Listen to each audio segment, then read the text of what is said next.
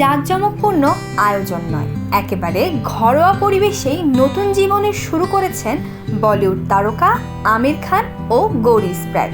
তবে সাধারণ আয়োজনের মাঝেও আলোচনার কেন্দ্রবিন্দু হয়ে উঠেছে গৌরীর বিয়ের আংটি। জানা গেছে আমির খানের বিশেষ উপহার এই আংটিতে রয়েছে মাদাগাস্কার থেকে সংগ্রহ করা বিরল প্রকৃতির রুবি। এর চারপাশে বসানো হয়েছে 40টি হীরা।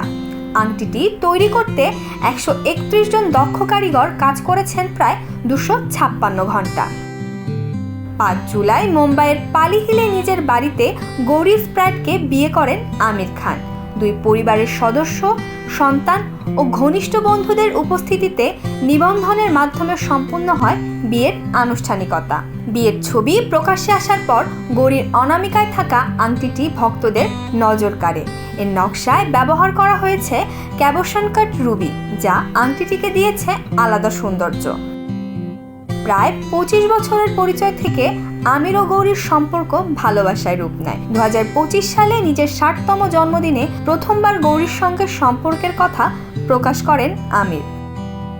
ঘরোয়া আয়োজন হলেও এই বিয়ের সবচেয়ে আলোচিত বিষয় হয়ে উঠেছে সেই বিশেষ আংটি, যা শুধু একটি অলংকার নয়, বরং তাদের সম্পর্কের স্মারক হিসেবেও দেখা হচ্ছে।